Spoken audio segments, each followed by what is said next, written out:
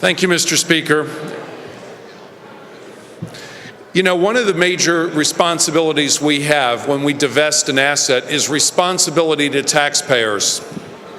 So let's talk about whether this bill, as drafted, is really responsible to our taxpayers. Serving on the Liquor Committee, we had hearings last year, and one of the reports we received and was talked about quite a bit tonight was the Public Financial Management Report. And I read that report cover to cover. One of the interesting aspects of that report was that it had a number of possible solutions, but indicated they were only to consider two alternatives to sale of this system. That meant that there were a number of alternatives that were never considered, and we do not know, sitting here today, what the financial repercussions of those decisions might be. One might ask themselves, if you had a business and an asset that made a couple $100 million a year, forget the taxes, just in profits, and truthfully, the number that's been bandied around is somewhere around 80 to 90 million. But in fact, the numbers were skewed because that was the worst year the PLCB ever had, and in fact doesn't count some of the indirect monies that come in for drug and alcohol and other items into our budget. So if you were looking to sell your business and you made almost 200 million a year, what would you want for your business? Would you accept 400 to 600 million? I don't think so. No rational person would. So one of the questions to be considered is not just about privatization, but it's to be, what we should be considering is the proper way to privatize if we're going to privatize. I find it interesting that what we're talking about doing with an operating ongoing business is auctioning off one of its assets, and that is a license. What about all the other assets that constitute a liquor store, even one that is owned by the state? There is an existing customer base, there's goodwill, there's a store lease, there's stock and inventory, and there's fixtures. In the New Hope store alone, I'm being told, I think we spent over $500,000 just to outfit that store, and we're just going to give it away. We're going to forget about it. Did anyone ever think that the owner of that store might be a buyer of that license, that they may just step into an asset? Why in the world would we ever sell just the license when we have so much more to offer? The second point I want to make to members, make no mistake, this amendment is substantially different than anything that the Liquor Committee has had a hearing on. Yes, the wholesale licenses are similar, but the retail methodology for liquidating is completely different. And let's talk about this benefit that a beer distributor is getting. Do we realize that for a beer distributor to acquire this license, the first thing they're going to have to do is either find a new store or add on to their store? Then in Montgomery County, we're hearing that the license is going to be $800,000. By the way, you can't finance those acquisitions. You can't find a bank to lend you money to acquire a license. Then they're going to have to put in fixtures and trade, buy inventory. All of this is going to cost a tremendous amount. Now let's say, because this isn't a requirement, a beer distributor doesn't have to buy, let's say they bypass that. Then they lose their business because selling beer only will not be a successful formula, and the local grocery store will eat them alive. If they do buy and they are somehow able to finance the additional acquisitions and the expenses, which will be millions of dollars, they will have a thriving ongoing business, no doubt about that. But the problem is that they could have a competitor within 1/4 mile, and they could have 80 of them, 80 to 90, something like that per county. Can you imagine if you were bidding on an auction what you would pay for the opportunity to spend millions of dollars to have 80 competitors at your doorstep, knowing that in all likelihood the big box stores and the grocery stores will eat you alive. That's why the beer distributors are looking at this and saying this is not a good deal for them. But they also know that if this passes, they almost have no choice, because the moment it passes is the end of the day for the beer distributor. Now, is that fair? I don't know. I guess you could say it's a private sector situation. They bought, it's only a license, it's not a privilege. If we changed the rules of the game midstream and they paid, in Bucks County, a typical beer distributor, even in this market, would go for $500,000. So if they lose $500,000 worth of assets, what's the big deal? Why should we care? Well, we should care. We should care, and we should make sure that they're protected, because we are changing the rules midstream. Now, I'm not sitting here saying that we shouldn't consider doing anything. I heard many of the comments of speakers tonight and would agree that the system is antiquated in many ways and it should be improved, and maybe parts of it should be privatized. But you know what was really interesting? A couple speakers actually made the point. You made the point that just because something is private doesn't mean it's more convenient. What did I hear? I heard you complain about the beer business. Well, the beer business is privatized, and it's still not convenient. And it's not convenient because of the rules that exist, and they're archaic. And we've imposed them, and we can change them. One of the things I'm concerned about is that this bill really is effectively a giveaway to some folks. We can sit here and predict that some businesses will make a tremendous amount of money, and we know who they are. And most of all, they're not our constituents. They're foreign nationals. They're corporations located in foreign states. And when I talk to my folks at home and they talk about wanting to have privatization, they'll say to me, well, what do you think my chance of bidding is? Well, for those of you that think you have a chance of bidding on this, forget it. The rules that we're imposing in this bill make sure that you will not be able to buy, because if you want to be a wholesaler, you have to have an existing supply chain. Well, those that have that existing supply chain are already doing business with Pennsylvania, so we're asking them to pay money for something that they already do.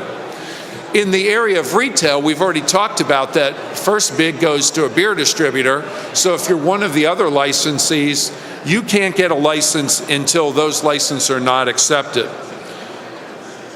You know, on any piece of legislation, the devil is in the details, and that is particularly true here. I would share with you that I think privatization for most people means something that is public, something that is available to people and to the general public. But that's not so true in this bill. Let's take a look at some of the individual provisions.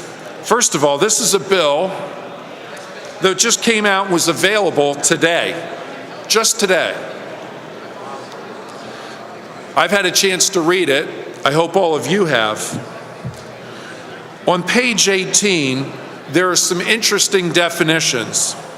For a wholesale license, there's this complicated formula of using blended brand valuation for each brand of liquor authorized by the wine and spirits wholesale license, multiplied by the wholesale acquisition factor. All of those are defined terms. But can you hear yourself saying, what? What does that mean? I don't understand that. Well, even being on the liquor committee, I can tell you today that I don't know that I understand it, because we never heard from any experts to tell us what it meant. So even though the terms are defined and we can read them, we can even understand what they might mean, what we don't know is whether they're proper in accordance with the industry. And I will admit that's a difficult task to decide what is the fair price to sell a state monopoly for, but it's certainly one that we have a duty and obligation to determine. And, you know, even having these provisions in here, it turns out that the beer distributors, the IDs as we call them, really don't want this opportunity. And you have to ask yourself, do they not want the opportunity because they're afraid of making money? No, that's what they do. Are they afraid of setting up the supply chain? No, they already have it. So why is it that they do not want this opportunity? I believe it's because it probably doesn't make economic sense to them. And so therefore, when you're looking at the revenues that are to be derived from sale of the wholesale system, if the folks that have the systems, they have the warehouses, they have the trucks, and they have the employees, aren't willing to bid, who's going to bid?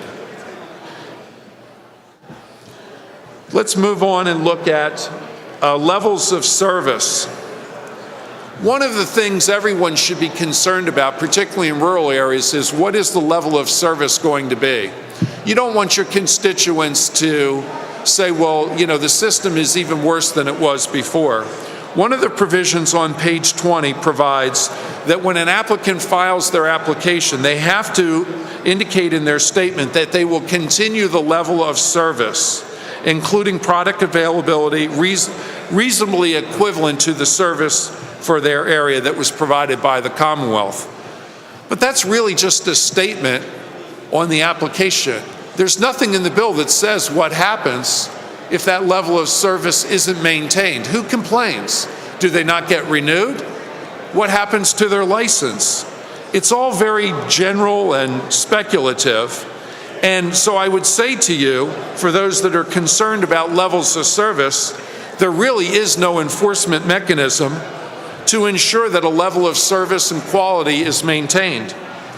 There's been much discussion about whether the PLCB provides a wide array of services, and I don't think that there are too many people that can doubt that there is a wider range of product. Certainly people would like to see the price reduced, but does this bill reduce the price? The answer is no.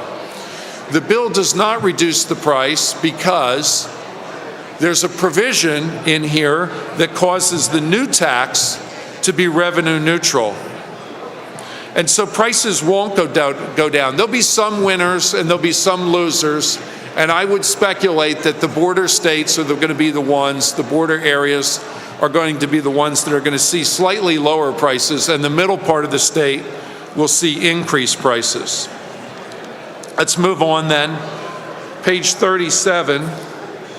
There is a formula for bidding, and we heard a little bit about what those numbers might be. We heard in Montgomery County a license could be $800,000. In Bucks County, it would approach that number. What I think is interesting is if you look at the list of stores and their sales, this bill uses an average county formula. So any license in a particular county would go for the same number. But if you take my own county in Bucks County, obviously the stores that are in Doylestown, Warrington, Newtown, and New Hope should sell for a larger or higher number because they're in the top 60 of all the stores in the state. But that's not how this bill works. Everybody pays the same price, regardless of where they buy in the county. So that's a real fallacy in how we market. Page 38 allows licensees to perform other services on their premises, but it doesn't say what, it just says who can approve it, and that would be the PLCB. That's something we ought to really look at and change. And then we talked a little bit about the restrictions on market share. Yes, there are restrictions, but are they strong enough? I say no. In the end, under this bill, someone really could gain 10% of any market. That's a pretty large share. That's a pretty large share for somebody to be able to control. 10%, that means that if 10 people each controlled 10%, you would have 10 people controlling the whole market. Essentially, I would say to you, what this amendment does is change a state monopoly into a privately held monopoly. That's what it does in the end. I believe we can do better, and I think we should do better. I think we need to look at the economics of this amendment. I don't believe that the numbers will hold up. I don't believe that we'll receive anywhere near $400 to $600 million for an asset. Does this chamber remember when we discussed selling the turnpike or leasing the turnpike? Overwhelmingly, the chamber decided that while it was an idea, it didn't make economic sense. And that's what I'm here to tell you. This deal right now, the way it's drafted, doesn't make economic sense. Could it make economic sense? Yeah, I think it could, but you'd have to sell all of the assets of PLCB, including the store, the goodwill, the operation, and assign leases. We owe our taxpayers the duty to derive the best possible price we can. And I think we really need to send this back to committee and rework this legislation, understanding that this particular amendment has not been discussed and debated, not only by the insiders, but by the outsiders, people we can rely on. So I would make a motion at this time to re-refer this bill to the House Liquor Committee for consideration.